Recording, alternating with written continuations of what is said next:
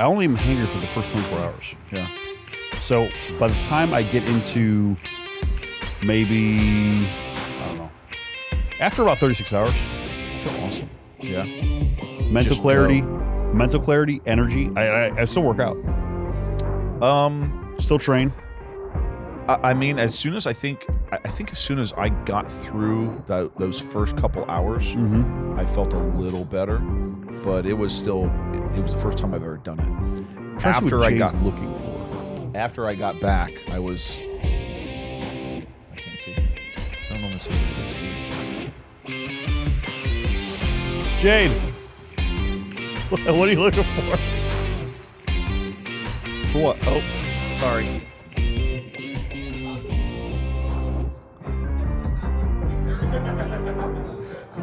Oh, is that Seth? Hey, you want to do Lambo tonight too? Thanks. Thank you. How nice? No, honestly, how nice is it that we have that car wash thing underneath? It's awesome. I don't even know if I want to cut that. Like, honestly, it's fucking gangster. What? I don't even know if I want to cut that out of the video. Yeah. Are we recording?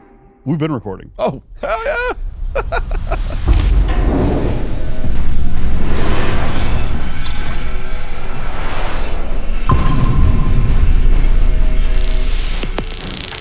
What's the most impactful thing that you think for you since leaving fire service and then where you are right now today? Like, what's maybe the thing that gives you the biggest gratitude? Because you're an author.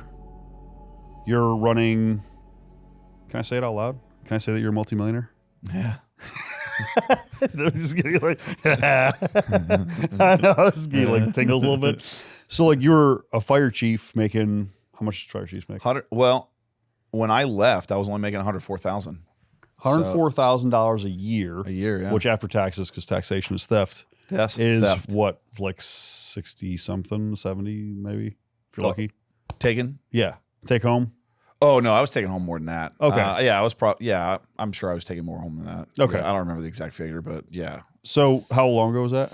2 years. 2 years when this airs, actually, because June 9th.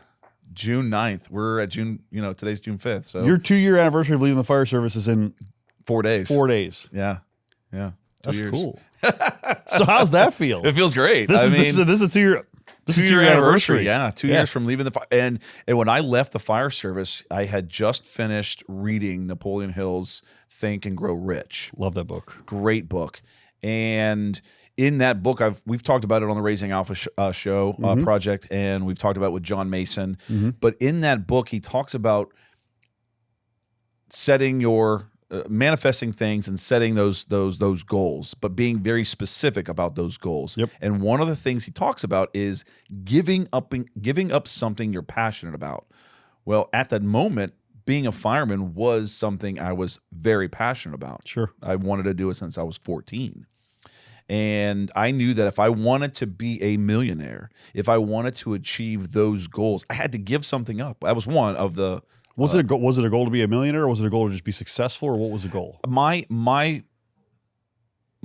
thought and goals for my entire life, something I've always done at birthdays when someone says, "What are you wishing for?" It's something that I've actually talked about now recently. I actually talk about my wish has always been blow the candle out, and I said, "God, make me successful." That's always been my wish since I was no detail. No detail. Make me successful. Help me.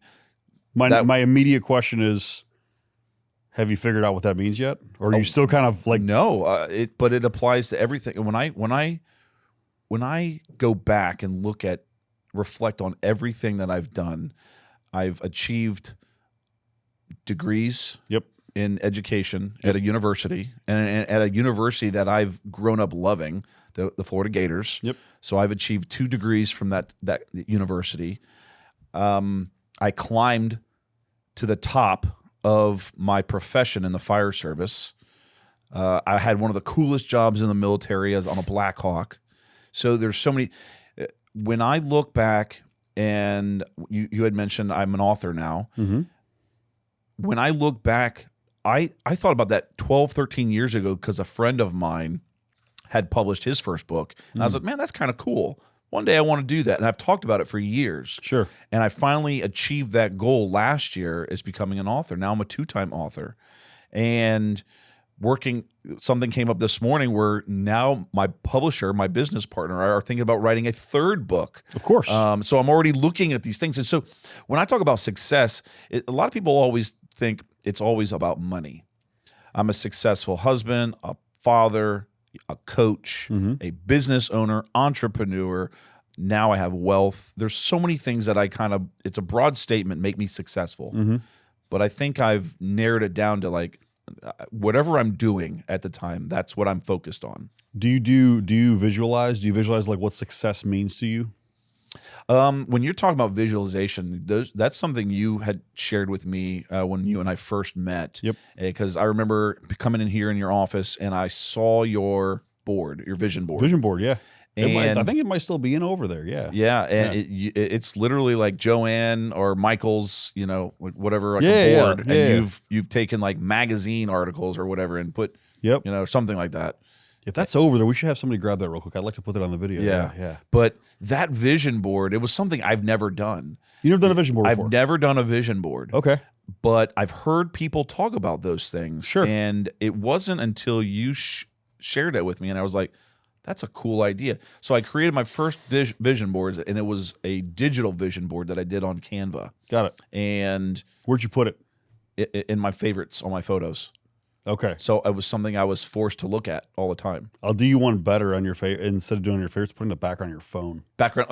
That's even That's better. a great one. I have one for this year. So I have reminders on the backgrounds of my phone. I have like like I do everything that I do that like is impactful or that like I need a reminder of. Right.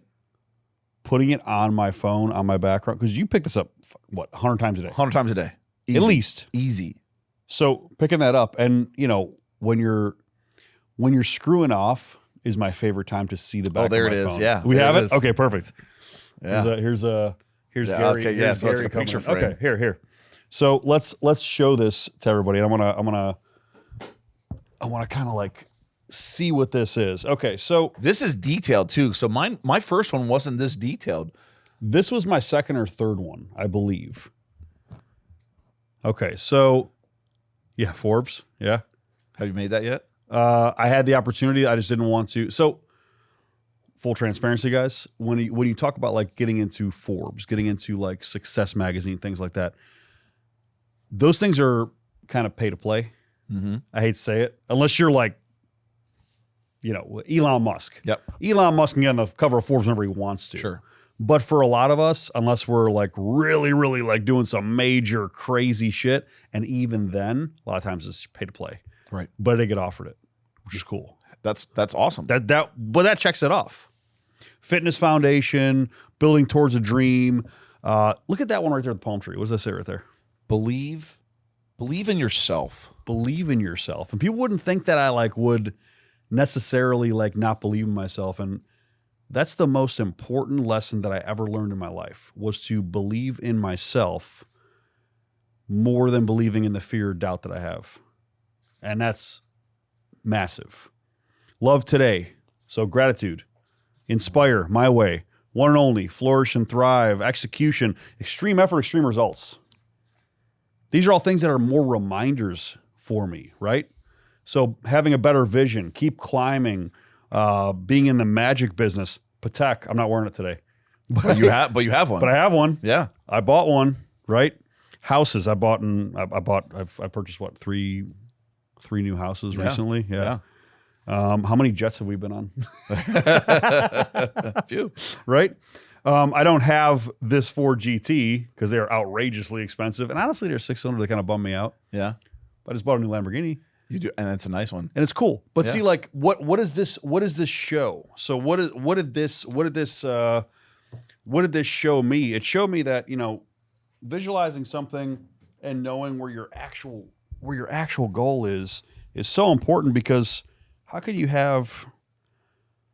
know where you're going if you really don't how do you even know like what path to take if you don't have a destination? And I think that's the big problem that a lot of people don't see, is they essentially clock in and clock out every day for their work. and there is no, they might have goals, interior goals, internal goals on their Sure. in their profession, but there's nothing outside of that. And so when I said I want to be successful, there really wasn't if I was doing something at work, I was successful because I was focused on that. That was my only thing. Creating a vision board gives you a broader perspective. It gives you a say of, hey, look, you could do this, fitness, Forbes, a car, materialistic things, you know, personal goals. And that's what I had created with my first vision board. And it wasn't as detailed as yours, but it was more materialistic things. That's usually what people think vision boards are. Right. But this year it's not. So That's cool. It's spending more time with the family. Yep. It's helping others in the community. You know, I've given to so many different charities this last 12 months, and I've been, you know, fortunate. And someone asked me that the other day. They said, "Do you do that because it's a tax write-off?" And I said, "That's a benefit of it, but that's not why I do it. That's not the reason. It's not a reason. That's not what's going through my head at any point." That's a shitty place if that's what your first thought is. I totally agree with that. Although I understand it. It is when he asked me that question, I said, of course that is something that people benefit from giving to charities, but that's not why people who have wealth give to charities. Correct. It is to truly help those that need it. And I've got several friends that have gone through some really difficult times in the last year, and I've been able to provide that extra bit of, you know, help, you know, by giving to them. And to me, just seeing that response, thank you so much. Yep. It's huge. Yeah. And so those are part of my vision boards this year.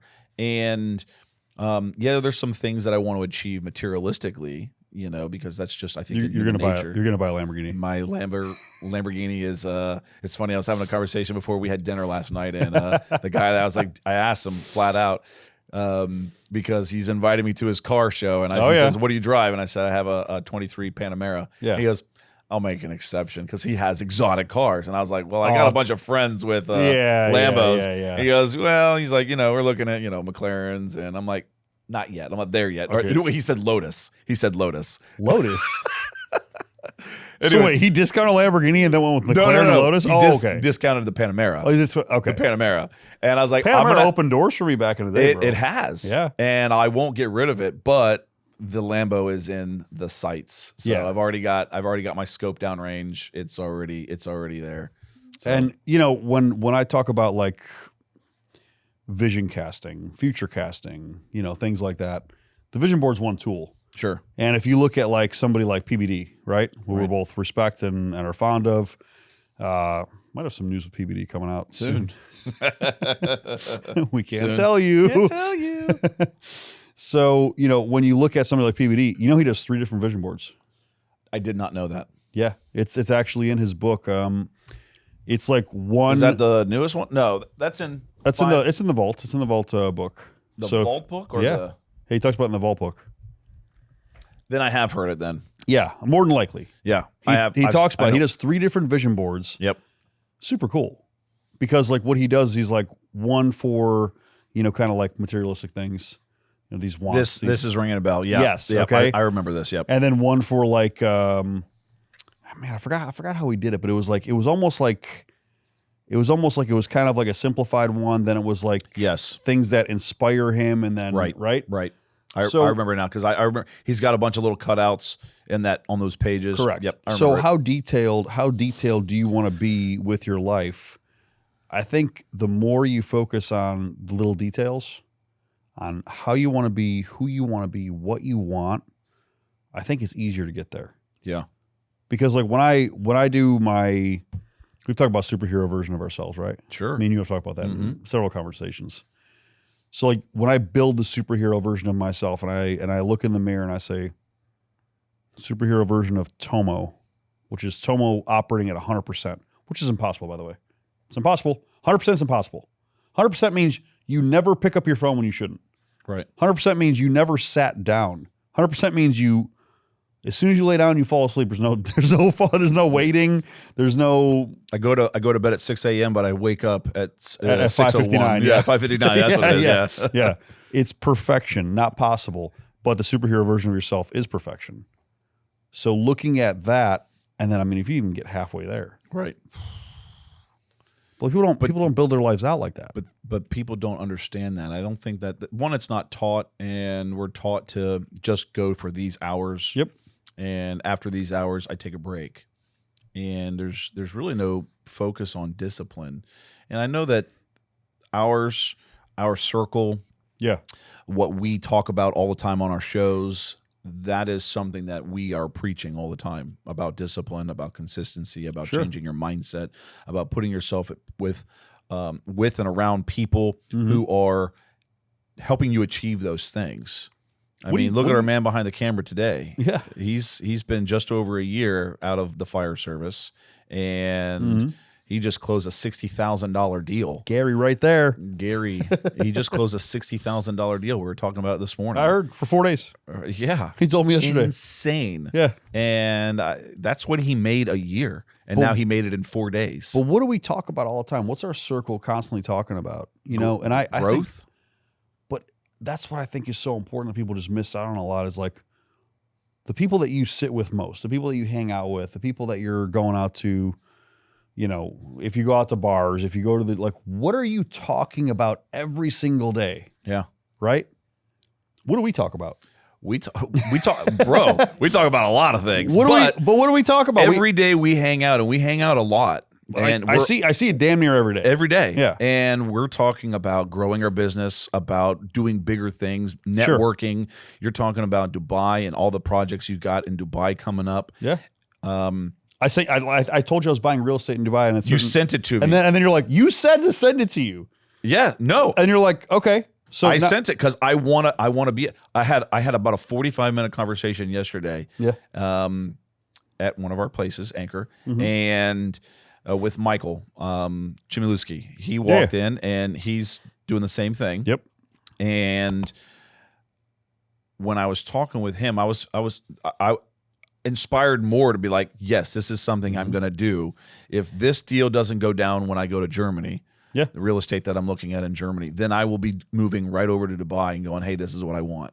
And if it does go through, you're probably still going to move over to Dubai and do probably the exact no, same no, thing. Yeah, absolutely. Maybe just delayed slightly. No, I don't think so. Based on things, Based on I was going to call you out if you were. Yeah, no, based on the numbers and based on the negotiations, it's going to happen too. Yeah. So, but you and I are constantly talking about, you know, one, helping each other out, but lifting each other up and teaching each other and putting us in networks with one another. Correct. And shoot, we're getting ready to go and spend some time over in another country. You've got a birthday coming up, and you've got some stuff coming up, and we've got some things planned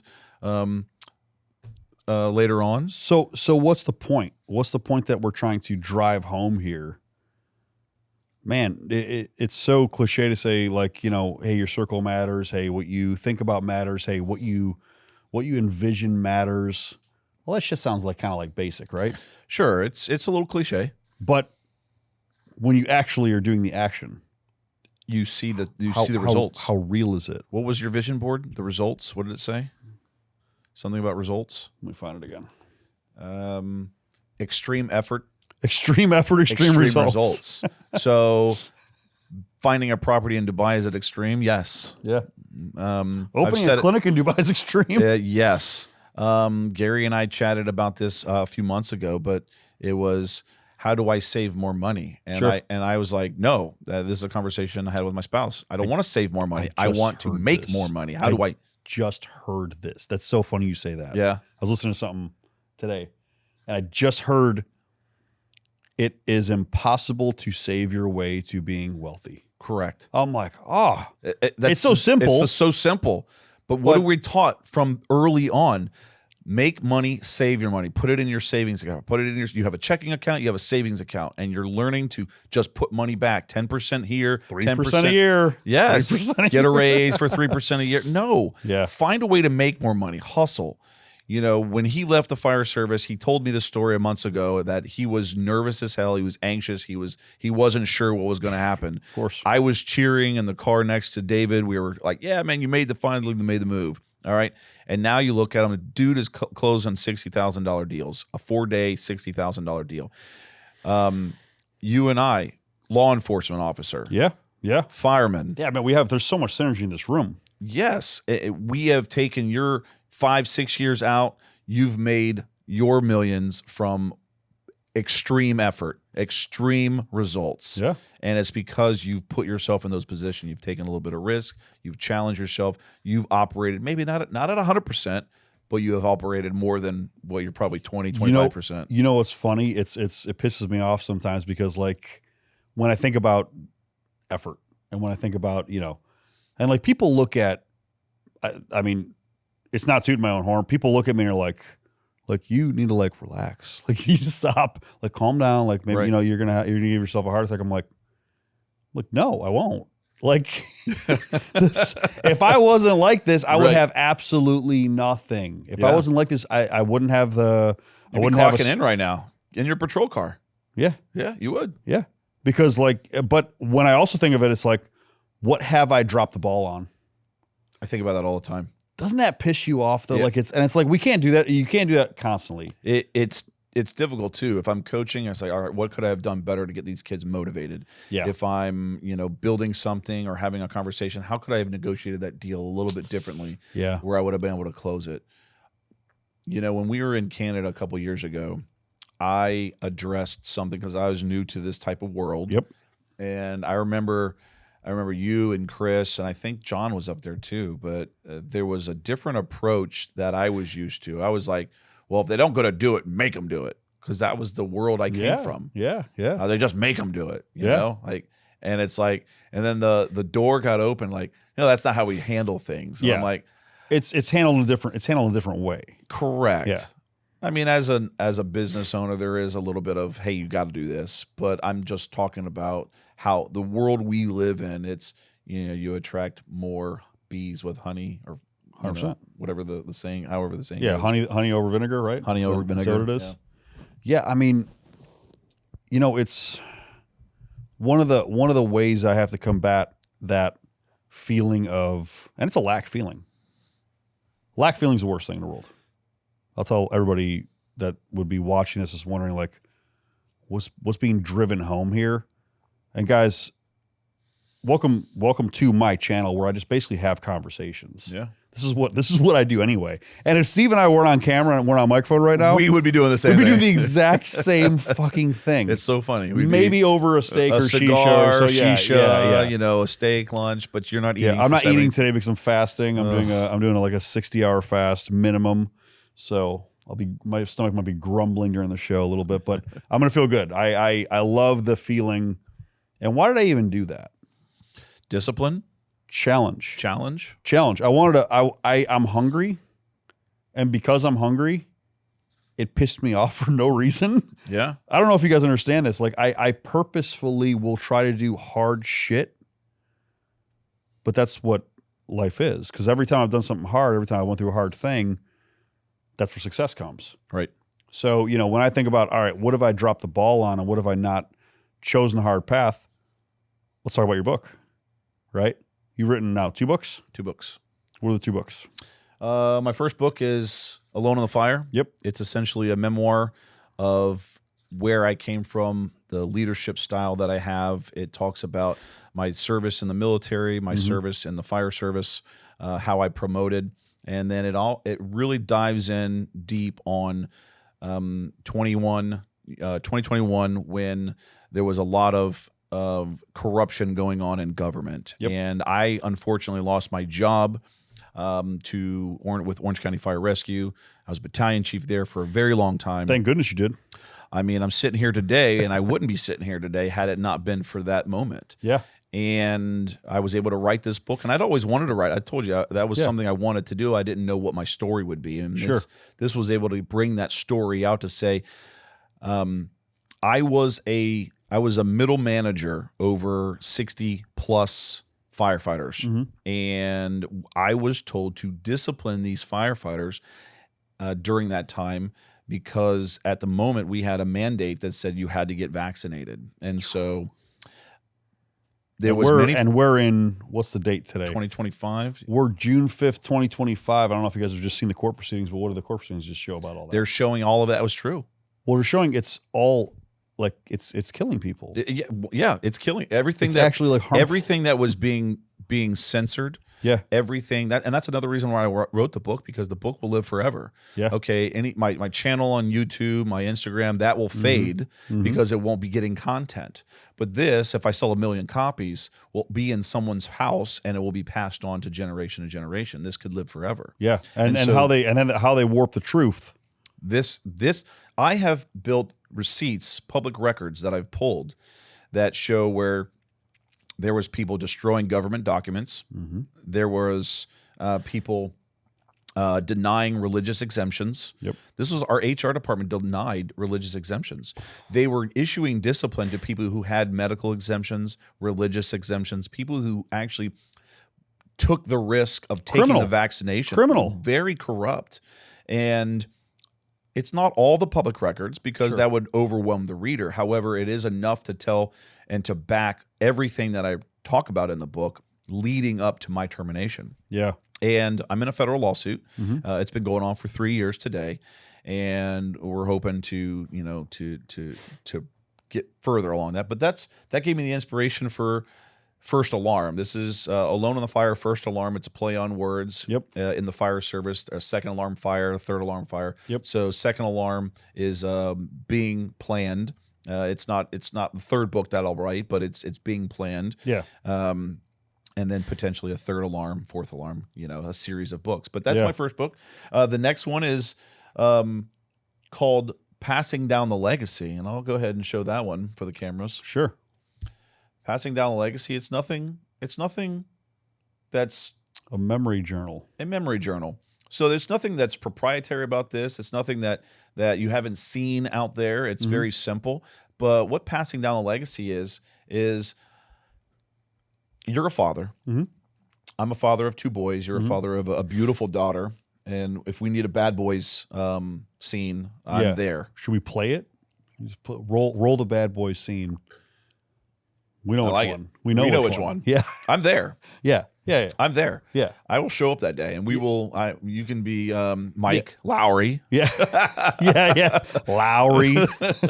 But yeah, the Passing Down the Legacy is essentially, there's things like Dad, tell me your story, Mom, tell me your story. But what about someone who maybe is an uncle, not a father? Sure.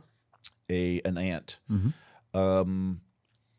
What if you're telling your story about your mom or dad that's no longer with us? Yeah.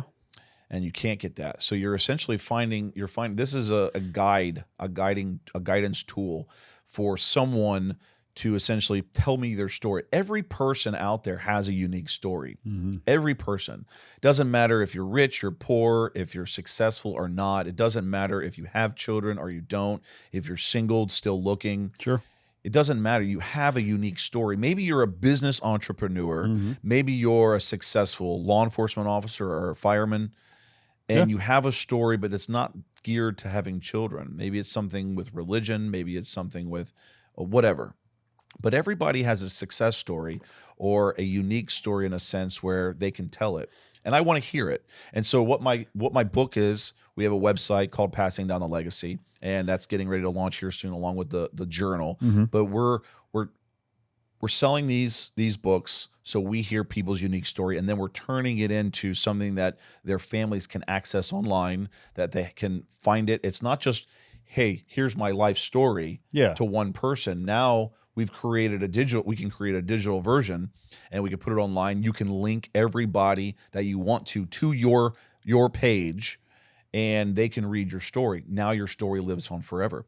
And what's great about this is I'm also a founder of Choice Press, a co-founder of Choice Press, which we publish books. And that's my business partner. He actually helped me publish this book. Well, it's kind of what I was getting at about talking about the books and talking about you being an author. Because one of the things that I don't like that I just delayed on and skimped on and didn't take immediate action on was writing a book. It pisses me off. I'm actually angry about it. Yeah. And we talked about it recently. Yeah. You're getting ready to write one. I have wanted to write one for a while. I've wanted to write a few of them, actually. I actually have multiple titles and concepts. Your book, I'm not going to give it away, but your book that you're working on is only one element of your unique story. Correct. You could essentially have a memoir, something to the same effect, but talking about LEO to CEO. Yeah. And I think that's it's an inspiration for me because you're a few years younger than I am, but you're also 5 years ahead of me or 6 years ahead of me, whatever that number is. How long you been out? I've been out 2018, late 2018, so early 2019. So, but I wasn't a business 6 owner. years. I wasn't a business owner until on my own, business owner, like without somebody as like I don't want to say a crutch, but on my own fully until early 2020. So we'll call it 5 years. Yeah. So I'm essentially 3 years behind you. Yeah. In that sense. And how old are you? You're getting ready to turn 40. I'll be 40 in 2 weeks. Yeah. You're going to be 40. So I'm 43. So I'm essentially 3 years behind you on one and 3 years ahead of you on the other. So my point is that your story is an inspiration for me in a lot of ways because I'm a chief to chief executive officer of my companies. Love that. LEO to CEO. I think it's amazing. Some of these things, there's so many similarities and parallels there. And I'm like, if I can continue on the path of learning from guys who are younger than me, who are successful, and showing me those ropes, that these are blueprints that you're providing. These are blueprints that I'm providing. These are things with passing down a legacy. I'm hoping that through this, people will buy this journal. They'll fill it out. They'll turn it in. Now we have a digital copy for them. Now we come to them and say, you have a better story to tell. Let's really tell this story and really promote it. And so that's the idea behind it. You have an excellent story, so many different ways. The one that you're writing, and then the ones to come, the second and third book that you'll come out with. Yeah, sure. And it's the idea of having your own individual story and that everybody has something to write on or write about. That's what people forget. People forget about the idea of like measuring backwards, and like it's not just like measuring backwards to look at your success. Right. Some people are in a shit spot right now, and maybe they were more successful last year. Right. But what's the shit spot right now teaching you, and what does next year look like? I love the idea. Like I would not be upset if I knew in 2 to 3 years that I lost everything. I know this sounds kind of crazy. I wouldn't be upset if I literally knew. I wouldn't act any different if I knew in what year are we, 2025? If 2027 or 2028, let's say, I'm going to be on my face, I'm going to lose the money, I'm going to whatever. All these problems, all the stress, I'd be excited. And here's why. I'd be excited because I know that the lesson that would be learned from that experience would garner me such exponential growth that my success in 2025 would look hilariously small. Yeah. That's my brain. That's There's reels and memes out there that are essentially saying once you're going through that hard time, it's when you're starting to level up. When it's starting to get difficult again, it's because you're getting ready to level up. And those people that are listening to your show probably already understand this, but those who don't listen to this show, or they're hearing you for the first time on Tomo Talks, this right now is this may not make sense to you, but it started to make sense to me when I was going through some of these difficult times the last 4 years. Yeah. And I could put it back earlier before that, because there was times never even recognized it. But once I started sitting at different tables, speaking with different men who were successes, it started to make sense that these difficult times were were in front of me, were challenging me because I was leveling up. I was getting to the boss in Super Mario World. Yeah. I was finally taking on the boss, and it's the hardest part of the level. But in order to get to level 2, you had to go through the boss. Yeah. And guess what? The level 2 boss is harder. And the level 2 is harder. And the level 5 boss is even harder. The level 10 boss seems impossible until you beat him. Right. Yeah. But you just keep, and what ends up winning? I mean, this is a good thought about it. Think about this. Think about this. If you've played video games at all in your life, in order to beat, with the exception of Ninja Turtles, because it's impossible to beat, but that video game, but with video games, in order to finally beat the game, you don't do it on the first try. You don't do it on the second try, typically, okay?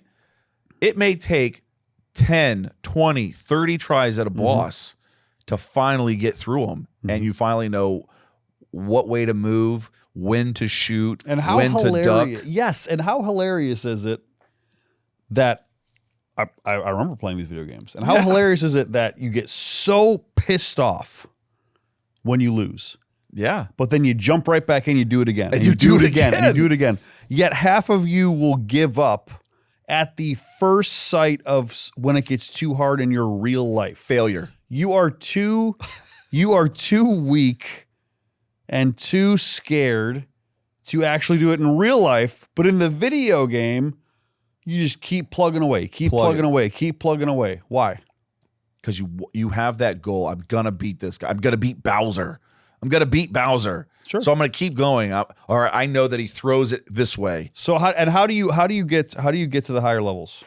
How do you get to the higher level? And like in most video games, like how do you get to the higher levels? You level up, right? Yep. As a character. As the character, yep. Your character, like the character that you're building. Like what's a good compare? Okay, so GTA, Grand Theft Auto. Okay. What is it? The new one still has not come out. They spent like $8 billion on some shit. I don't know. There's memes all about it. It's going to be awesome. Yeah, it's going to be awesome when we get it out in 2060. So like, you tell that Grand Theft Auto. You start off, you're a bum, right? So what do you need to do? You need to make money. Yep. You need to buy nicer clothes. Yep. You need to get nicer cars. You need to go on missions and side quests. You need to work. You need to spend time. Everything takes time. So you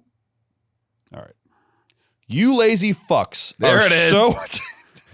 Just this. I'm sorry. Go. You lazy fucks are so fervently trying to level up your GTA character so you can be the big boss in a fake world that doesn't actually exist or mean fucking anything. And then you think that I or Steve or Gary or anybody that actually means something is going to give a fuck about you complaining that I'm not successful. Go, and Tate talks about this all the time. Yeah. Tate talks about this all the time. Live your life like GTA. Maybe not exactly like GTA because GTA gets a little wild, right? Yeah. Maybe not like GTA, but live it with the concept and the principles of GTA. If you spend day after day, month after month, year after year, leveling up your character, you are in a video game. We're in the Matrix, right? Oh, circle around. We're in the Matrix, right? So we're in the Matrix. So your job is to level up your character. Now, what does that mean? What does leveling up that character mean? Well, you want that hot girl, right? Well, your character's still a bum. Yeah. So that's what your character and that superhero character thing that I mentioned before, same shit. It's all the same concept. It all is. The whole concept is that, okay, the Tomo version that would attract this smoking hot 10 out of 10 perfect woman, well, that version is rich, drives this kind of car, speaks this way, is intelligent, has a six-pack, all things is well groomed, is all these things. These are all taught in school, by the way. We don't want to get into that. Oh, we'll get there. We listen. So, yeah. Let's just look at your reality as a video game. If you can frame your existence around leveling up you as a character in a video game, because most of us have played video games. Mm-hmm.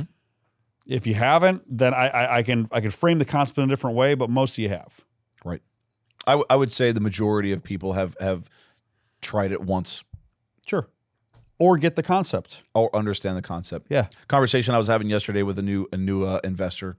The analogy was geared towards football. There you go. Doesn't know anything about football, the investor. However, he understands how the rules work. So he understands it, but doesn't watch it, doesn't know the teams, such and such. My point is that you may not understand or have ever played those video games, whether it's GTA or Mario or whatever, Zelda, but but you understand how it works. In order, it could be Candy Crush. Sure. In order to level up, it gets harder. In order to get the next level, you have to go through the boss. Yeah. If you want to achieve certain things and be successful in life, you're going to have to go through difficult times. Yes. You're going to have to be challenged. And I think that's what has happened for you when you got out of the law enforcement. There was a challenge when you first went into business in a similar industry, and now look at you, multiple locations, all internationally. You're an international businessman. Yeah. And God, I can't wait to reach that title. And I wasn't looking for that title. I was looking at how can I level up? It all starts there. But how can I level up? What is the next step of leveling up? Right. But it's simple shit. This is all simple stuff. Some of the best advice that I can give to anybody, and we're both men, so we're not gonna give advice to women.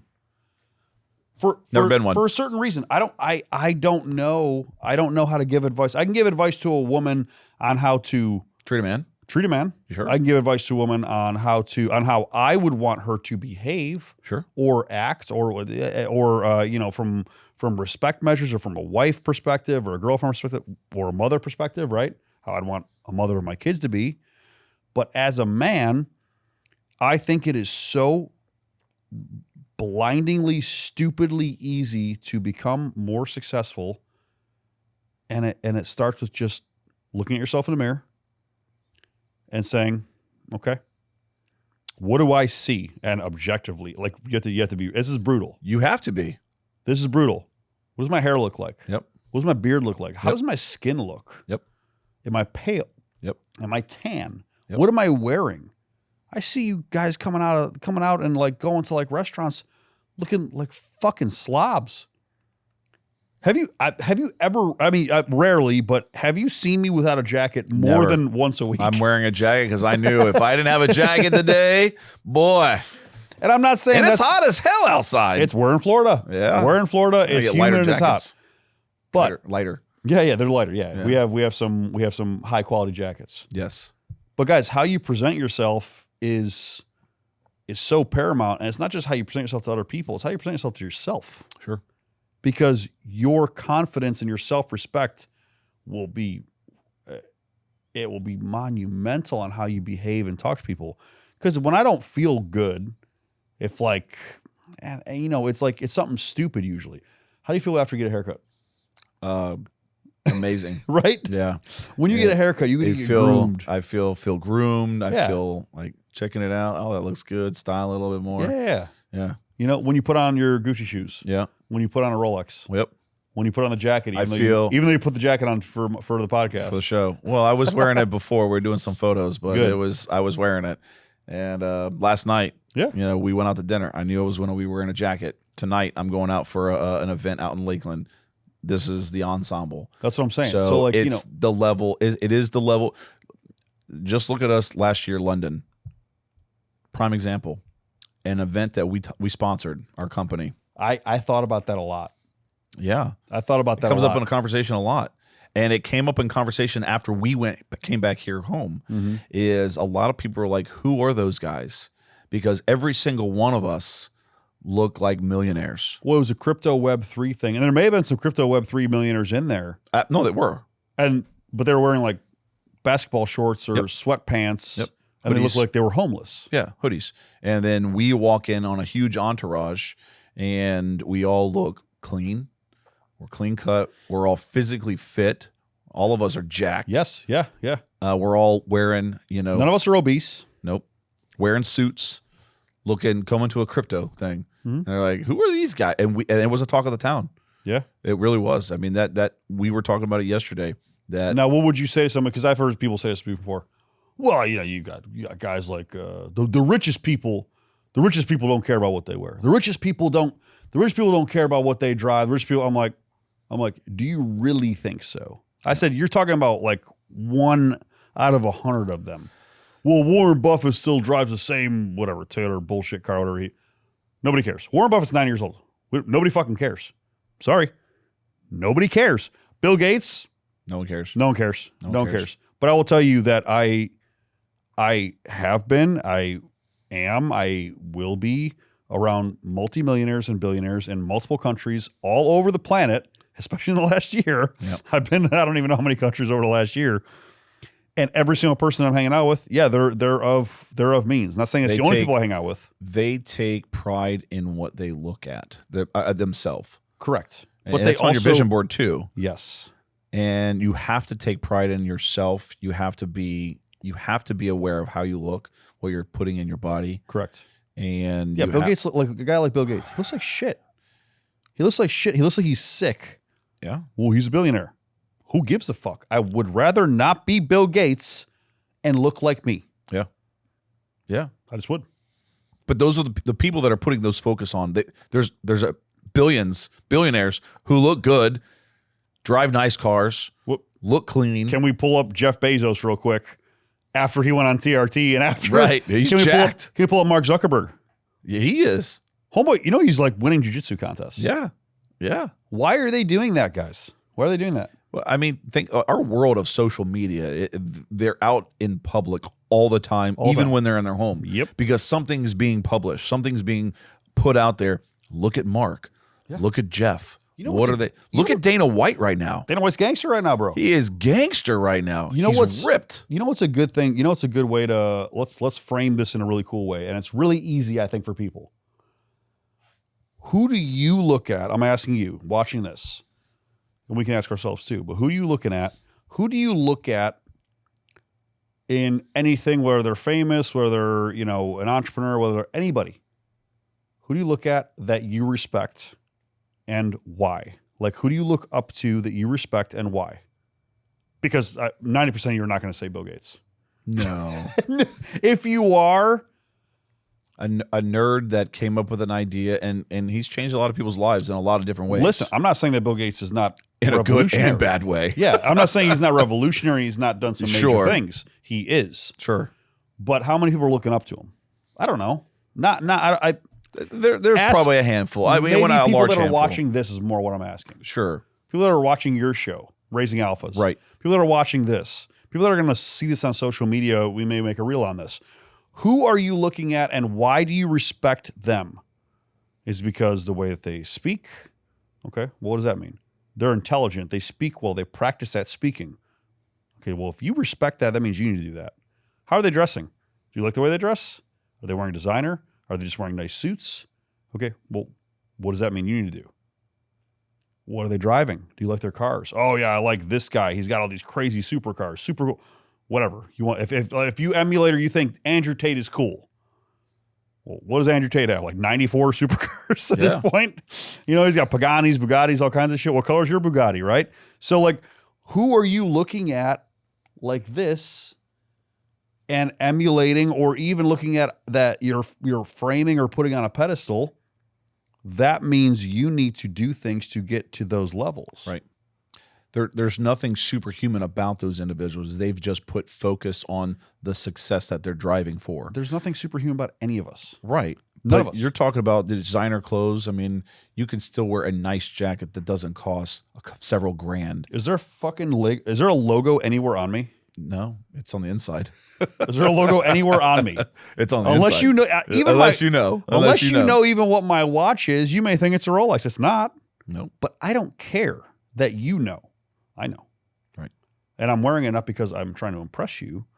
I don't drive the type of cars I drive because I'm trying to impress you. I like them. Me too. I enjoy them. Mm-hmm. I don't give a fuck if you like it. How does that feel? Because it's true. Because half the people think, oh, he's just wearing that watch. He wants to flex. He's just driving that car because he wants to flex. He wants people to look at him. I don't give a fuck. I don't give a fuck. I drive it because I want to drive it. I drive it because I want to drive it. I wear it because I want to wear it. Yeah. It really is. I enjoy. It's funny. It's such a funny thing when I hear people say that. It's so funny because while the style of dress I wear now is much different than a couple years ago. Sure. It's because I've elevated the circle that I'm in. It's because I've elevated the person I am, and it's not something that I didn't want to do before. I chose not to because I wasn't at that level. Did you ever think negatively of it? No, I always of dressing like. Did you ever see somebody else dressing like that, and then did you ever have a negative thought? Because I have. No, I never did. No, Okay. I always look because the style was always something that I was impressed with. It was something that I didn't resonate with because I wasn't at their level. I remember. I was a shorts and flip flops kind of guy. Still am. Yeah, sure. But I'm going to the beach this weekend. Guess what I'm going to be wearing? Well, that's kind of what you wear at the beach. Yeah, you don't wear it at Learn House Private Members Club restaurants. Correct, but some people will. But my point is that they don't get in. But my point is that I didn't never have a negative thought when I saw people that were dressing to impress. I always thought that was cool. It is a little bit warmer here. I've learned to cope with those type of deals with the heat and stuff. But my point is that I always thought it was like, that's where I want to be, but I never understood that level because I was around the wrong circle. I was sitting at the wrong table. I wasn't being challenged in those ways. Yep. I remember a specific scenario. I was a police officer at the time. I think I was relatively younger, and I saw a young guy. He may even have been as old as 35, but he looked young to me. And here's why I thought he looked young. Because I thought he was too young to be able to afford the car he was driving. Driving like a Ferrari or Lamborghini. I don't even remember what the car was. Doesn't matter. What matters is I know he was driving a supercar and he looked young. And my immediate thought was, oh, it must have been daddy's money. Yeah. Yeah. Oh. And I fucking hate that I said that. Yeah. I hate that I said that because now, I mean, we have all right. So all of our friends drive supercars. Yeah. All of them. Everybody, they drive Supercar. They drive a supercar or a very, very high-end car. Yep. Okay? So now when I see a young guy driving a supercar, I'm like, I don't know what that guy does. Yeah. And then I want to talk to him. Yeah. I don't judge him. I'm like, what do you do? And what can I learn from you? Mm-hmm. Maybe it was just some guy who got lucky on a crypto pump and that's how he made his money. That's fine. Yeah. What token was it? You know what I mean? Like, I still want to talk to you because I respect the fact that you're driving that car. And even if it was, my dad got it for me for my 25th birthday. What's your dad do? What's your family? Oh, your family is this? Mm-hmm. Oh, you guys invented X? Yep. Sick. Here's one at dinner. Yes. You know what I mean? Yes. There's a different frame of mind once you start seeing everything from more of a learning perspective and a building perspective. There's so much money out there, guys. There's so much money. There's so much success out there. And 90% of you, probably more, probably 99% of you, rob yourself of the opportunity because you refuse to put your ego down and you refuse to just let your ego just kind of calm and go in and say, hey, how did you do that? How can I learn from you? What can I do better? Guys, if any of you walk up to me, him, Gary, any of our people, anybody, if you walk up to us in a respectful way, you're well-mannered, you speak well, you dress well, and you approach us, as long as we're not like, busy, like literally in the middle of a meeting, but you see us walking out, you don't think we're going to give you 2 minutes, 5 minutes of our time? Of course we will. Because I'm going to see a young, hungry guy or girl or anybody that is like, hey, I'm sorry to bother you, but like, listen, can I just ask you a question? You had this happen. Someone followed you and saw your Lambo at the gym. At the gym. Yeah. And what do you do? What do you do, man? This kid, so I'm going to the gym. I spent 25 minutes in the parking lot with him. Yeah. I didn't have time, but I did. Yeah. Because he's like, you're driving my dream car. I think he was 20, something like that. And he's out driving around and he's out buying shoes like Nikes. Yeah, Reeboks, like the cool collector shoes. And he's out there and he's slanging shoes. And I'm asking him these questions. I'm like, how much you make? I'm like, how much have you made in a month? Kid's 20 years old. So told me 10 grand was his biggest month. I'm like, 10 grand? That's my good. brother took me until I was in my mid-30s to make 10 grand in a month. Yeah, I was working a lot of overtime to get that. Making 10 grand in a month is not a small amount of money. No. And this kid, and he was like, I just feel like I'm just like really behind. Fuck. And shout out to him. I don't remember his name, but like I'll send it to him when I find him. Last night before dinner, we were both running a little behind. Yep. Okay. And I had plans to leave, here to go meet there for dinner. And part of running behind was because I got caught up outside LH. Yeah. Because we had a conversation. A couple of guys doing valet, younger guys. Sure. Asking questions. And they had an opportunity like, hey, Mr. Davis, can I ask you something? Yeah. What do you want to know? And we sat there and talked. And and that got me, I'm like, all right, I got to go now. Yeah. But I gave them probably like 15 minutes of my time. They got my number. Why do you do that? One, because my goal, especially for like the Raising Alphas project, is to provide a different perspective because I am a product of the system. No discredit to my parents, my grandparents. It's what they knew. Yeah. It's what I did. It's what I followed. But it wasn't until I was in my late 30s until I realized that the system was broken and it wasn't really teaching me what I needed to be. The one wish I wanted to be is successful. Now, I made my own success in a lot of things that I've done. Yeah. However, financially free, having my time back and having control of everything. I always talk about it: time, control, and wealth. Okay, those three things I have now. Okay, and because I was able to refocus, so I like to take the time now. We're talking about vision boards. I like to take the time now that's part of my vision board, is to help other people level up. I'm giving them the blueprint or the cheat code. Love that. To level up. I'm stuck on level 3. I can't figure out how to beat this boss. Mr. Davis, can you help me? Steve, can you help me? Chief, can you help me? Absolutely. Yep. This is how I've done it. And I've learned this cheat code from guys like Tomo, from guys like Chris, from guys like John, from guys like Nick. I've learned this cheat code based on this. I'm only copying pasted. We just flew out to Utah to meet with Sean Whalen. Sick podcast, by the way. It was great. Highly suggest you guys watch that. Thank you. Yes, great podcast with Sean Whalen. If you don't know his company, Lions Not Sheep, it's a very influential brand. It's something that inspired me years and years ago. But speaking with Sean, he talks about it in his book. Yeah. Make shit happen. Yep. He talks about it in his book. Copy and paste. You're not reinventing the wheel. Copy and paste. Most of the time, no, but none of us are reinventing the wheel, guys. No, we're not the first. We're not the first people on the podcast. You're taking an idea and you're like, okay, this person did it great. Let me see why does Apple come out with a new iPhone and they do it every year and they don't do it from there's so many things that Apple could do on your current phone right now that they don't. They're waiting because it's a business model, right? Yeah, of course. But they're also seeing how Google's doing theirs or Android's doing theirs. Like, all right, they did it. There's this constant battle between Android and iPhone. If you text me with an Android phone, I'm not going to respond. I'm not going to respond either. I'm letting you know. If you're my a green point bubble, is that bubble, get fucked. Not happening. Ironically, our group chat last night, we were on a green bubble. I know. It was disgusting. I know. I was like, they're Android. I almost blocked them.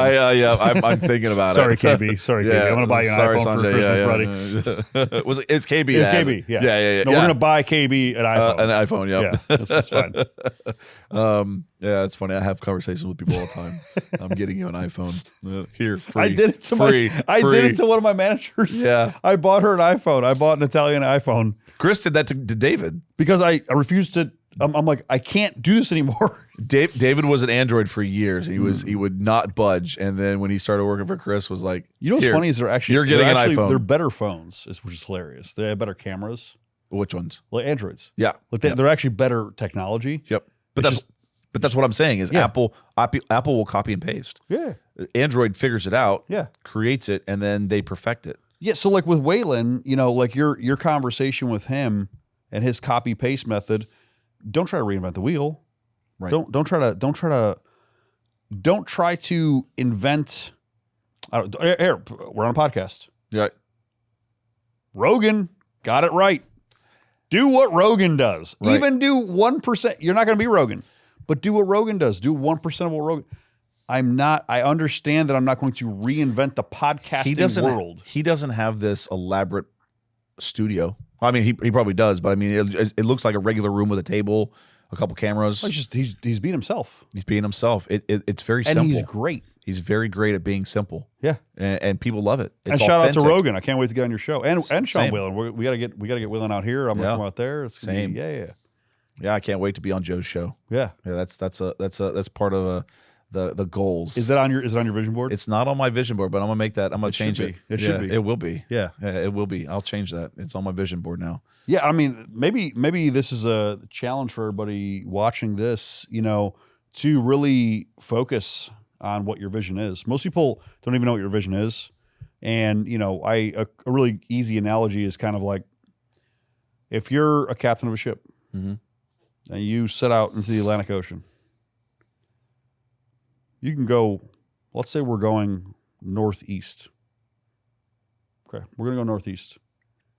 But northeast from here, it's like this, right? You don't have a destination.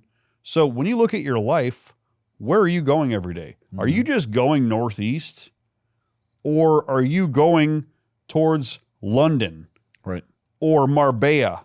Or, where are you going? Are you going to Dubai? You have a specific destination. You don't even have a specific destination. And you think you do, but the fact is that if you don't actually know all these details, I'm not telling you that you know every detail, but you know a lot. Who do you want to be? How do you want to be? What kind of business? How do you want to be perceived? How do you want to speak? What do you want to know? What kind of a foremost expert do you want to be in X topic? And what's so sad to me is that half of you are too lazy to even sit down and write it down. That's where it starts. Writing it down, you're manifesting your goals, you're creating your vision board. Yeah. You're telling people this is not telling people, telling yourself. Telling yourself. Well, and that's what the most important thing. That's the most important person. And when you're focused on yourself, making yourself better, we say it all the time, better version of yourself. That's it. Okay. The best version of yourself. The best version of yourself. That's what you're seeking. My boys won't be the best version of themselves unless they have someone to model after. I am that person. I am that man. I am their man in their life that is to model how a man should be. Yep. How he should dress. Yep. How he should make his way in life. They can be whatever they want to be when they grow up. But I'm going to give them the foundation, the tools and resources. I'm going to provide for them the opportunities that they can have in life to be the best versions. And they're going to model things. They're going to see me. And I talk about this. How can they be the best player on the field? Well, they're seeing their dad, who's in his 40s, can still run. Yeah. Can still play with the best of them. I might not be the best, but I can still play and run. Okay, and soccer, football, I can still do those things. Sure. They're seeing me in business, constantly doing things. They're seeing me provide for them vacations that they would have never had if I was still stuck where I was. Yeah. This vacation, this is a crazy vacation we're going to this Saturday, and on a very, very remote island. I mean, there's only one way. There's two ways to get to this island. Yeah. There's no bridge. Yeah. Plane or boat. Helicopter, maybe. And that's one of the ways we're getting there. But my point is that they would never have these things. But I talk about this sports. Them seeing me write a book. Yeah. Them seeing me play the piano. I don't play, but I will figure it. I figure it out. I'll go. Excuse me. Bless you. That means the truth, by the way. Yeah, when a sneeze He's telling comes, the truth. Woo!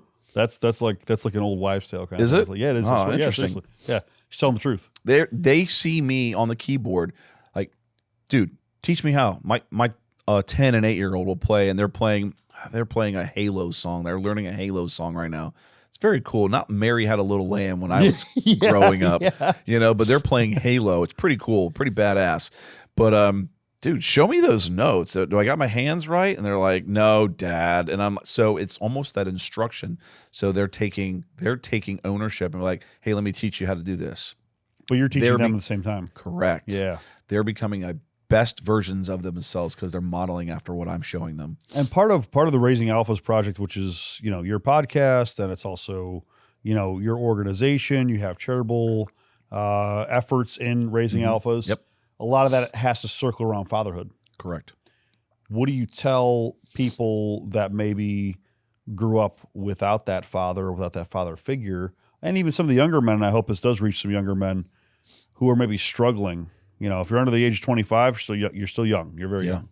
Under the age of 25, and maybe you don't have a father, or your father left, or your father passed, or you have a shitty father. You almost even worse. I think having a shitty father is almost worse than having a no father. No father. What do you tell those people? It's difficult because everybody has their own, like I said, a unique story. So it's really difficult. So our show is very broad in a sense because there's not one way to parent things. Like on the show, we have guests on. We've had you on. You were a new father when we had you on. Yeah. Have you on again. But it's a very unique situation because everybody has that different story, and not one way is applied to everybody. And so I can talk about what I do, but there's things. Even with you having a daughter who is very young, second, almost 2 years old. No, not even. She'll be a year and a half in a week. Year and a half. So a year and a half. There might be things that you have done in that year and a half that I'm like, damn, that's a great idea. Never even thought about it. Maybe I can apply it to my 8 and 10-year-old. Sure. Okay. And we have people on the show all the time that have these different ways of doing things. And I'm like, man, that's a really good way of being a father or a mother. Obviously I'm not a mother, but I mean, being, for the audience. Yeah. So I guess to answer your question, there's value into learning from other people. You may not have had a father, or you may have had a really shitty father. Yeah. But maybe you're modeling after, maybe your mother filled those roles, or your grandparents filled those roles, or maybe an uncle or an aunt filled those roles. Do you think that a female can fill the role of certain father figures? Certain things, yes, but not in. There's a lot of things my wife can't do that I do. If you weren't there, if I wasn't there, they would need to find something. They would have to find a male figure. They would have to find a male role model. Correct. And hopefully, it's someone with good moral values, someone that has the same things I'm teaching. Yep. The same things I stand for. Maybe it's a stepdad. Maybe it's a boyfriend of the mom now. Sure. Maybe there's something. And if it's not, from my perspective, my father left early. Stepfather abruptly was ripped out of my life, right? And then I gravitated towards like other people's fathers. Sure. Which for some things were good, some things were not good. And then like during the times we're almost the same age, growing up, I looked at larger than life characters. I'm looking up like Arnold Schwarzenegger. Sure. I'm looking up to that's why I started bodybuilding. Yeah. I started bodybuilding because I watched Pumping Iron and Arnold Schwarzenegger in movies, and I'm like, that's what you were that's a like. Man. That's cool. Be that guy. A lot of the guys that I used to hang out with in the fire services are always older than me. Yeah. So I'm not saying that they were, role models, but it was always learning from other people. So I think if you struggled with not having a parent in your life, I think it's important to find something that's going to help you focus on. And learn. And learn. It doesn't have to be the Michael Jordan, the Tom Brady. It doesn't have to be those type of. Everyone always wants to say, my role model is always an athlete. It shouldn't always. It's an easy one to pick. It's an easy one to pick because they're. But why are we labeling? And I love Michael Jordan.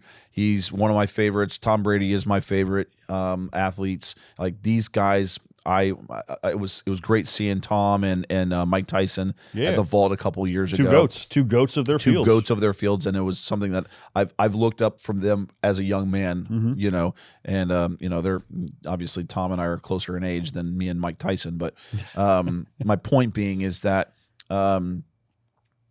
why do we pick role models like athletes? Are they successful?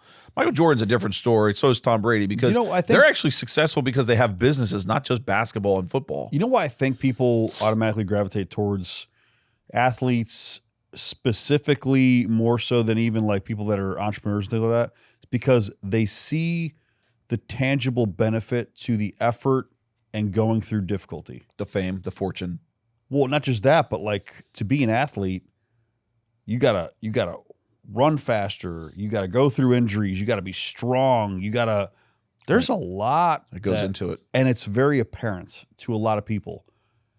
But what people aren't framing properly is that the thing you should take away from all athletes or people that you like emulate like that. What do they do that you look at them so highly? Mm-hmm. They go through the hard. They go through the hard. You know how rare it is? We could probably pull the stats. You know how rare it is to become a professional athlete? It's like 1%, or maybe not even. It's less than that. Yeah. No, less than 1%, I think, of high school athletes become college athletes. Yep. And less than 1% of those college athletes then become professional athletes. Less than 1% of the professional athletes become superstars. Yep. And then less than probably 0.0000001% of those become Tom Brady or Michael Jordan. What did they do different? And it's not always talent, because Michael Jordan was dropped from his basketball team in high school and college. Mm-hmm. And Tom Brady was what? A joke when he was drafted. Mm-hmm. They're like, it was the worst draft pick ever. Yep. Best player ever. But what did they do differently? Because they weren't necessarily the most talented. They were the ones that went through the hard.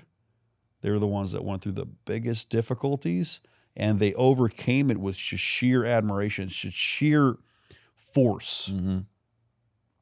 Why can't you take that from them? Don't just take it from like, oh yeah, I look up to them because they're awesome. What made them awesome? Discipline, consistency, difficult times, being challenged, all those things. Challenging themselves. What did you do to challenge yourself today? Person watching, random NPC.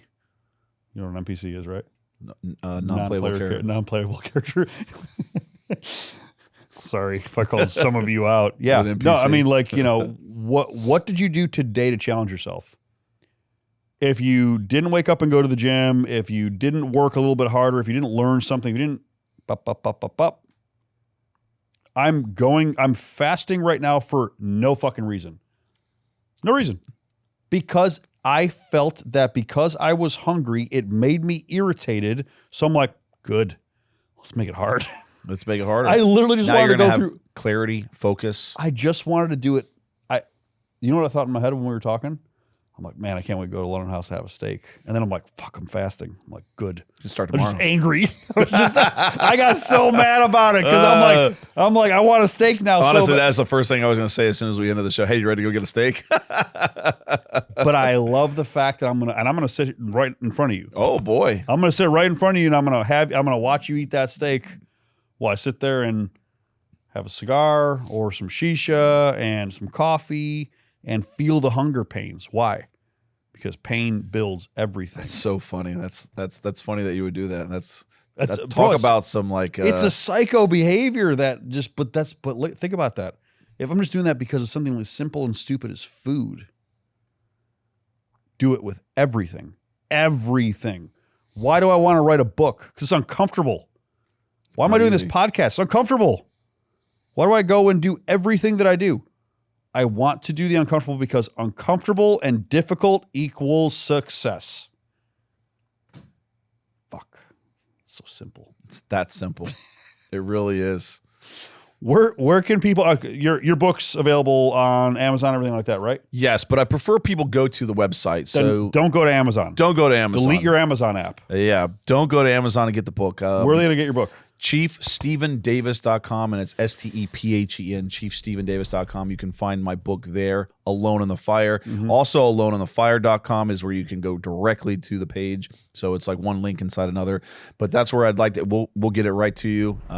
It's excellent, by the way. I have read it. It's really good. Thank you. And I know his story personally. And even though I know him and see him almost every day, reading the book still gave me a lot of insight. So, you know, and podcast. Yeah, well, I have a podcast, the Raising Alphas Project. We put it out every week. Yeah. A lot of people might realize that this looks very familiar. And congratulations on 100,000 subs. Yeah, I got 105,000 subs. We're doing really well. Looking forward to our goal is to hit 200 this year. So we're We're far from that goal, but let's get it. still drive. Keep going. Yeah, looking forward to it. But that's where you can find my book, ChiefStephenDavis.com, and I'm also on Instagram and YouTube. And it's all Chief Stephen Davis. All Chief Stephen Davis. All right. Guys, I want to personally thank Chief Stephen, Chief Davis. We know he's not a chief anymore. Ex-chief. He's an entrepreneur. He's a visionary. He's looking to help young men. He's looking to help fathers become better fathers. He's looking to impact the community. The best thing about what I like about Stephen, I'm not blowing him up. I'm not blowing smoke up your ass. The thing that I like about you is that you don't hold yourself back. I see you work. Every time that I see you, almost every single day, you're coming in and out of a meeting. Mm-hmm. When I see that kind of emphasis on work ethic and on achieving your mission, achieving your goal, and I love that you are doing the vision boards now and like your path is becoming even clearer. Sure. The idea of God make me successful is now God, boom. Let's put the focus on more than one thing. Yep. Pinpointing where that is. Yep. But I appreciate you coming on Tomo Yeah, Talks, man. bro. Dude, I love it. It wasn't a hard studio to find because we share studios actually. Yeah, no, I can't thank you enough because you've allowed us to use this space for a long time, man. and I can't wait till ours is finally finished. It'll be next year. Yeah. And a big shout out to Chris for that because our studio is going to be top. Shoot, your new studio is going to be freaking lit. Yeah, we got all kinds of new stuff coming out. Yeah, and shout out to Chris, CEO of Goliath Ventures Inc. Yeah, he's the one that brought us together as well. Yeah, huge thing, and we're monumentally grateful. Yep. So check out ChiefStephenDavis.com, AloneInTheFire.com, AloneInTheFire.com, and Raising Alphas Project. Guys, stay tuned for more. If you like this stuff, subscribe. I hope that I was able to impact you. I hope Chief Steve was able to impact you. We're going to have so much more coming and a lot with Raising Alphas projects coming too. Appreciate you, bud. Thank you.